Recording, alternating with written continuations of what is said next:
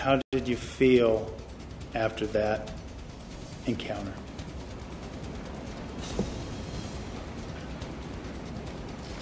I don't recall feeling really bad. Maybe just a little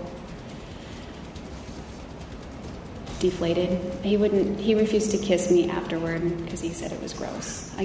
Maybe that's because I was just performing oral sex, but that's what he said. And so he kissed me on the cheek. I don't know if any of this happened. This is coming out of her mouth, but is it effective? And let's start with Evangeline Gomez, defense attorney.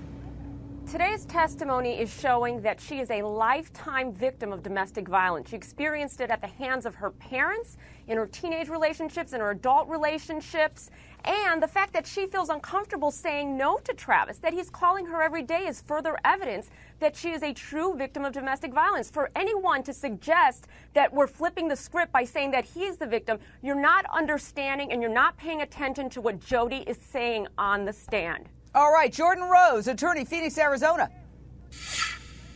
Oh, can we trust anything that Jodi would ever say on the stand when she's lied about every single thing? And I cannot wait for the prosecutor to get up there and put her on the spot. But here, you go, is the jury looking at her and saying, are these just 20-something-year-old kids and this is a normal relationship? And no 20-something-year-old kid and no reasonable person would react to this situation by thinking it was abusive and snapping like that. I mean, it's almost like today was a pull the heartstrings. Yesterday was a pull the heartstrings sort of defense. There's no legal self-defense. It's almost a Casey Anthony. All right. Blame the daddy, blame the mommy. Brian Here, blame Silver. all the boyfriends. Brian Silver.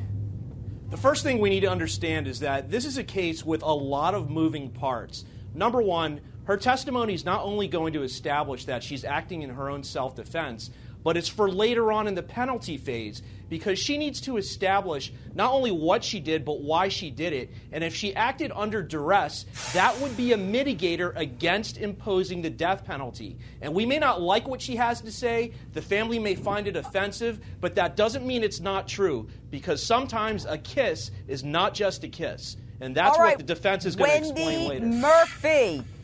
Look, let me be clear. She's lied so much. There's a very good chance nobody in that jury believes any of this. And they have seen her act like this when falsely claiming to not even have been at the crime scene. And they're going to correlate her demeanor then to the demeanor now and feel like she's trying to put one over on him. And if they think she's lying now, they're going to pull the switch faster at the penalty phase. Here's the thing I think she's trying to do. It's clear she's trying to act like a little girl. She's 32 years old. I half expected her to pull out a lollipop and put pigtails on the way. This was pure theater today, and juries who feel manipulated will come back with a vengeance. I think when she starts talking about, I didn't want to have sex and he made me have sex, to make him look like the bully when they know he can't stand up and say, hey, I gave you oral sex. You loved it. We had a wonderful time. We had bubble bath and champagne.